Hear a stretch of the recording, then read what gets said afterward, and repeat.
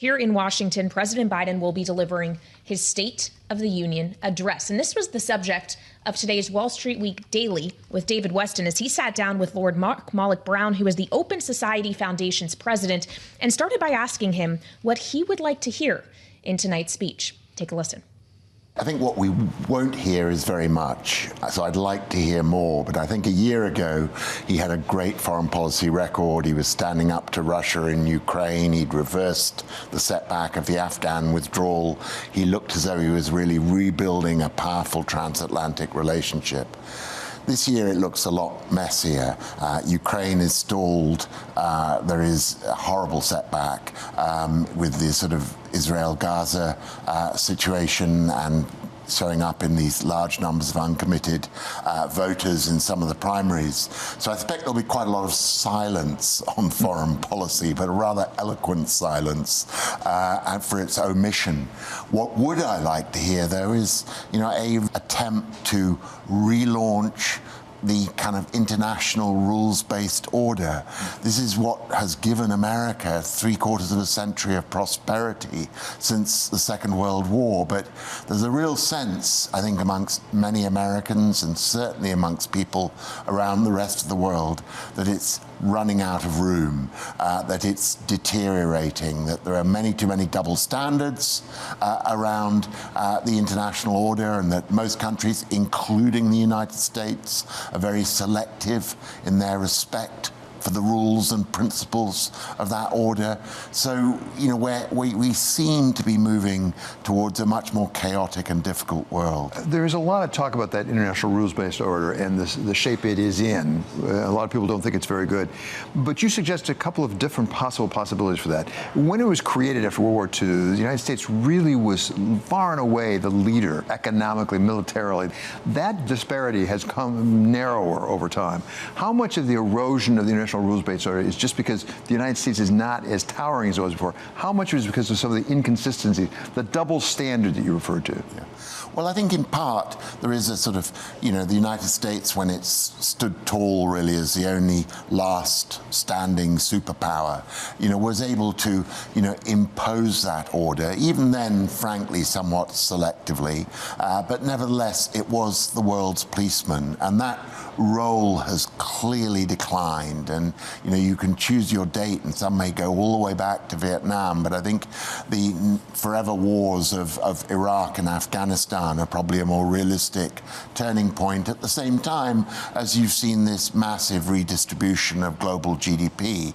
The United States still is the strongest economy in the world, but it's got a new generation of rivals, China, India, others, racing up in its rearview mirror. And these two facts together, a deterioration of United States military dominance and of its economic leadership, are combining to create a much more multipolar world. That suggests we can't go back to where we were. Even if we wanted to, we couldn't go back to it just because the facts on the ground have changed. What is a new role that could evolve for the United States and for its partners around the world that could reestablish some form of international rules-based order? Well, at its best, the United States is still, the sort of high priest in a way of the values of an open, liberal democracy. It's what this nation was founded on, and it was a great exporter of it in many years after, throughout the 20th century, frankly. And, there is a chance possibly to recover that sort of moral high ground, but it would have to lack some of the sort of selectivity of the past. It would have to have a universality which, frankly, was not always there, even in that heyday. And, I don't see American politics as ready for that. You've got a highly divided domestic political situation, none of the old consensus on foreign policy, a few common enemies for Republicans and Democrats alike, notably China. But otherwise, a American foreign policy which veers in quite dramatic, unpredictable ways, and certainly doesn't seem to have a consistency of principle at its core. Here at Bloomberg, we do a lot of talk about investing and markets. And typically, investors are loath to try to discount for geopolitics. It's so hard to do. At the same time, geopolitics plays such a role today, unlike any time it has in the recent past at least. What does everything you're saying mean for an investor? How do they take that into account as they make their decision? Well, I think it really is a reversal of the world that most investors grew up in, where economics drove geopolitics. It's now a situation where geopolitics drives economics, and therefore, it is absolutely critical to any boardroom strategic decision about investment. We're clearly seeing, issues of resilience and spreading risk, shaping supply chains in a way that has not happened before. It's no longer just about cost, it's about risk.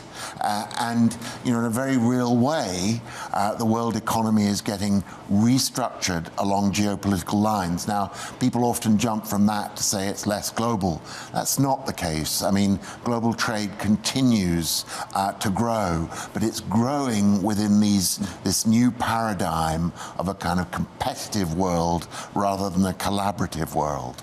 We have the State of the Union address against the backdrop of a presidential election this year, of course, and it looks very likely the two candidates will be the present President Biden, and the former President Trump.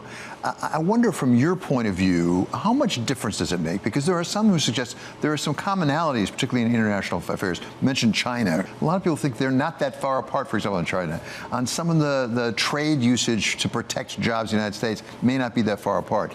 As viewed from outside the United States, is there a big difference between these two policies? I think on China and trade, you're right, David. There's a lot more coincidence than either side are probably willing to acknowledge.